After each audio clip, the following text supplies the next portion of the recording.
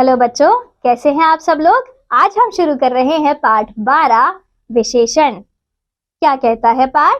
विशेषण किसे कहते हैं, विशेषण के कितने प्रकार हैं, हिंदी व्याकरण में इसका क्या महत्व है। आइए पाठ के माध्यम से जानते हैं। आओ चर्चा करें। गुणवाचक विशेषण कौन कौन से हैं, मित्रों से चर्चा कीजिए।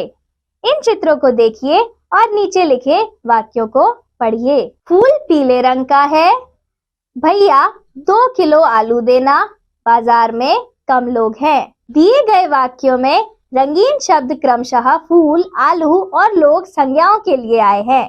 फूल कैसे हैं? पीले। आलू कितने किलो है? 2 किलो। लोग कितने हैं? कम। इस प्रकार संज्ञा की विशेषता, मात्रा, संख्या, गुण, दोष बताने वाले शब्दों को विशेषण कहते हैं।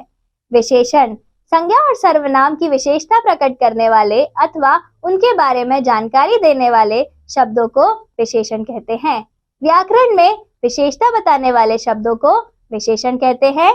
विशेष्य विशेषण शब्द जिन संज्ञा या सर्वनाम शब्दों की विशेषता बताते हैं उन्हें विशेष्य कहते हैं।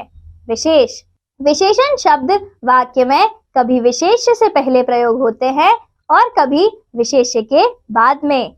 प्रविशेषण कभी कभी विशेषणों के भी विशेषण होते हैं जिन्हें प्रविशेषण कहते हैं। जैसे लोमड़ी बहुत चालाक थी, यह लड़का निरा मूर्ख है, तुम तो बड़े डरपोक हो। इन वाक्यों में बहुत, निरा, बड़े शब्द क्रमशः चालाक, मूर्ख और डरपोक विशेषणों की विशेषता बता रहे हैं। ये प्रविशेषण है। प्रविशेषण विशेषणों की विशेषता बताने वाले शब्दों को प्रविशेषण कहते हैं। प्रविशेषण के कुछ उदाहरण: अति, अत्यंत, अधिक, काफी, पर्याप्त, जरा सा, तनिक आदि भी प्रविशेषण है। विशेषण के 4 भेद होते हैं। विशेषण के भेद: गुणवाचक विशेषण, संख्यावाचक विशेषण, परिमाणवाचक विशेषण, सर्वनामिक विशेषण। क गुणवाचक विशेषण: बगीचे में आम के कई छोटे बड़े पेड़ हैं। कच्चे आम छोटे और हरे रंग के हैं। ये स्वाद में खट्टे हैं, इनसे स्वादिष्ट अचार बनता है। पके आम कुछ कुछ पीले रंग के हैं। ये आम मीठे हैं। आम के पेड़ की पत्तियां लंबी और नुकीली होती हैं।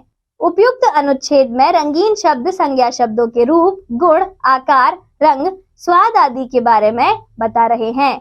ये गुणवाचक विशेषण है। गुणवाचक विशेषण: जो विशेषण शब्द, संज्ञा या सर्वनाम के गुण, दोष, रंग, स्वाद, गंध, आकार, स्थिति एवं दशा का बोध कराते हैं उन्हें गुणवाचक विशेषण कहते हैं। कुछ प्रमुख गुणवाचक विशेषण इस प्रकार है। गुण: उदार, ईमानदार, दयालु, परिश्रमी, दानी, चतुर, वीर, साहसी, बुद्धिमान आदि। दोष: कठोर, बेईमान, निर्दयी आदि। आकार: तिकोना, नुकीला, लंबा, पतला, मोटा, छोटा, बड़ा, नीचा आदि। रंग रूप: गोरा, काला, सुंदर, आकर्षक, मधुर, सरल, हरा, पीला, अमीर, निर्धन आदि। अवस्था: कमजोर, वृद्ध, दरिद्र, जवान, बूढ़ा, युवा, अमीर, निर्धन आदि। स्वाद: खट्टा, मीठा, कड़ा, नमकीन, फीका, स्वादिष्ट, मधुर, चटपटा आदि। गंध: सुगंधित, गंधहीन, खुशबूदार, बदबूदार आदि। स्पर्श: नर्म, कठोर, चिकना, मुलायम, खुरदुरा आदि। स्थिति: दिशा: उत्तरी, पूर्वी, दक्षिणी, निचला, ऊपरी, भीतरी, बाहरी आदि। ख संख्यावाचक विशेषण: भैया 10 सेब दे दो, 50 रुपए के 12 सेब दे देता हूँ। नहीं, मुझे 10 ही चाहिए, पैसे कम पड़ जाएंगे। जैसी आपकी मर्जी। 10, 50, 12 शब्द सेब और रुपए की संख्या का बोध करा रहे हैं। इसी तरह कम शब्द का भी प्रयोग किया गया है, लेकिन इससे कुछ संख्या ज्ञात नहीं हो रही है। ये संख्यावाचक विशेषण है। संज्ञा या सर्वनाम की संख्या संबंधी विशेषता बताने वाले विशेषणों को संख्यावाचक विशेषण कहते हैं। संख्यावाचक विशेषण 2 प्रकार के होते हैं: निश्चित संख्यावाचक विशेषण, अनिश्चित संख्यावाचक विशेषण। 1. निश्चित संख्यावाचक विशेषण: संज्ञा या सर्वनाम की निश्चित संख्या बताने वाले विशेषणों को निश्चित संख्यावाचक विशेषण कहते हैं। जैसे कक्षा में 40 छात्र हैं, मेरे पास 4 खिलौने हैं, वह 7वीं कक्षा में पढ़ता है। उपयुक्त वाक्यों में 40, 4, 7वीं निश्चित संख्यावाचक विशेषण है। निश्चित संख्यावाचक विशेषण भी कई प्रकार के होते हैं। गणना सूचक, इसे 2 केले दे दो, राम सिंह का वेतन 10,000 रुपए मासिक है। क्रम सूचक, उसका घर 3री मंजिल पर है, मेरा भाई 4थी कक्षा में पढ़ता है। आवृत्ति सूचक, मैं तुम्हें इसके 2 गुने दाम दूंगी, इस थैले का वजन अब 4 गुना हो गया है। समूह सूचक, भैया 2 दर्जन केले दे दो। 2. अनिश्चित संख्यावाचक विशेषण, संज्ञा या सर्वनाम की निश्चित संख्या का बोध न कराने वाले विशेषण को अनिश्चित संख्यावाचक विशेषण कहते हैं। जैसे पिताजी बहुत सारे आम लाए, गर्मी के कारण कुछ लोग बेहोश हो गए, इस गांव में थोड़े घर ही पक्के हैं, आज कीर्तन में कम महिलाएं आई हैं। उपयुक्त वाक्यों में बहुत सारे, कुछ, थोड़े, कम विशेषण विशेष्यों की निश्चित संख्या का बोध नहीं करा रहे हैं, अतः ये अनिश्चित संख्यावाचक विशेषण है। परिमाणवाचक विशेषण, संज्ञा या सर्वनाम की माप तौल संबंधी विशेषता बताने वाले विशेषणों को परिमाणवाचक विशेषण कहते हैं। परिमाणवाचक विशेषण भी 2 प्रकार के होते हैं, निश्चित परिमाणवाचक, अनिश्चित परिमाणवाचक। निश्चित परिमाणवाचक विशेषण, जो विशेषण संज्ञा या सर्वनाम के निश्चित परिमाण का बोध कराते हैं, उन्हें निश्चित परिमाणवाचक विशेषण कहते हैं। जैसे एक घड़ा पानी लाकर यहाँ रख दो, गिरीश के कुर्ते में 2.5 मीटर कपड़ा लगता है, ये कान की बालियां 8 ग्राम सोने की हैं, 2 किलो अनार तौल दीजिए। इन वाक्यों में रंगीन शब्द एक घड़ा, 2.5 मीटर, 8 ग्राम और 2 किलो की निश्चित माप का बोध करा रहे हैं, अतः ये निश्चित परिमाणवाचक विशेषण है। अनिश्चित परिमाणवाचक विशेषण, जो विशेषण संज्ञा या सर्वनाम के निश्चित परिमाण का बोध नहीं कराते, उन्हें अनिश्चित परिमाणवाचक विशेषण कहते हैं। जैसे थोड़ी सी रुई में दवा लगाकर चोट पर रखो, बच्चे को कुछ खाना दो, सब्जी में बहुत तेल है, मेरी चाय में कम चीनी डालना। इन वाक्यों के थोड़ी सी, कुछ, बहुत और कम विशेषणों से निश्चित मात्रा का पता नहीं चल रहा है, अतः ये अनिश्चित परिमाणवाचक विशेषण है।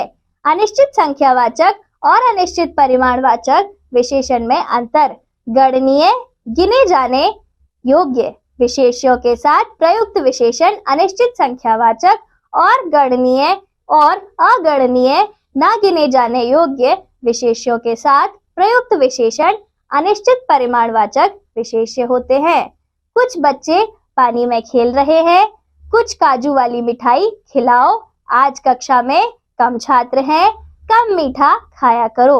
वाक्य क और ग में कुछ और कम संख्यावाचक विशेषण है और वाक्य ख और घ में परिमाणवाचक विशेषण है। घ, सार्वनामिक विशेषण, महिला, सर आप किसे ढूंढ रहे हैं? पुलिस, इस फोटो को देखो, यह अपराधी भाग गया है। महिला, उस घर की दीवार से मैंने एक आदमी को कूदते देखा है, शायद वही हो। पुलिस, चलिए मैं चेक करता हूँ। कानून की मदद करना हम सबका कर्तव्य है, लेकिन बच्चों, ऊपर महिला और पुलिस वाले की बातचीत में कुछ शब्द आए हैं, जैसे इस, यह, उस। ये शब्द सर्वनाम शब्द हैं, किंतु यहाँ इस फोटो, यह अपराधी, उस घर के आगे लगकर ये सर्वनाम शब्द विशेषण का कार्य कर रहे हैं।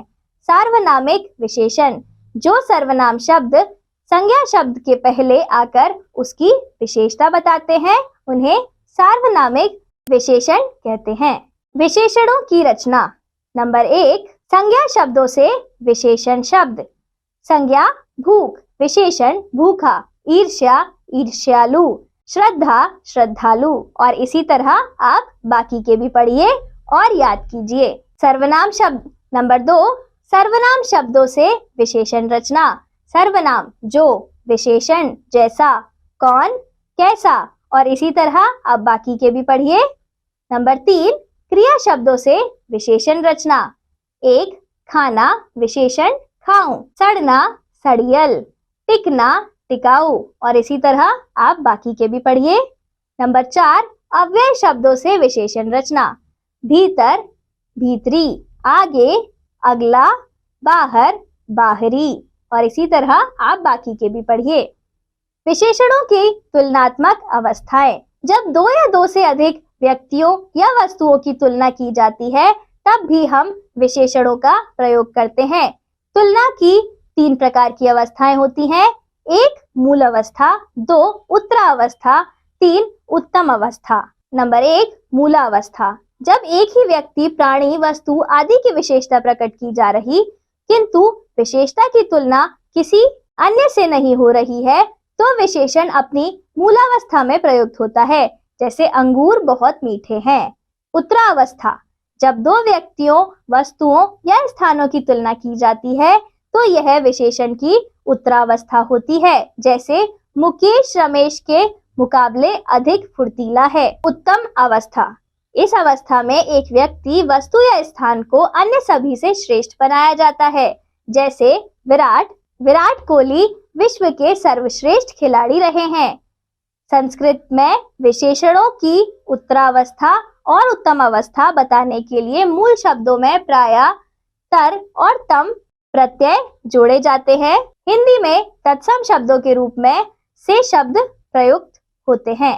मूलावस्था, उत्तरावस्था, उत्तमावस्था, अधिक अधिकतर, अधिकतम, दृढ़ दृढ़तर, दृढ़तम, उच्च उच्चतर, उच्चतम और इसी तरह आप बाकी के भी पढ़िए और याद करने की कोशिश कीजिए। पाठ पढ़कर हमने सीखा, संज्ञा या सर्वनाम की विशेषता बताने वाले शब्दों को विशेषण कहते हैं। विशेषण जिस संज्ञा या सर्वनाम की विशेषता बताते हैं उन्हें विशेष्य कहते हैं। विशेषण के 4 भेद होते हैं, गुणवाचक, संख्यावाचक, परिमाणवाचक और सार्वनामिक विशेषण। जो शब्द विशेषणों की विशेषता बताते हैं वे प्रविशेषण कहलाते हैं। विशेषण की 3 तुलनात्मक अवस्थाएं होती हैं, मूलावस्था, उत्तरावस्था एवं उत्तमावस्था। धन्यवाद बच्चों, अब हम मिलेंगे अगले पाठ में।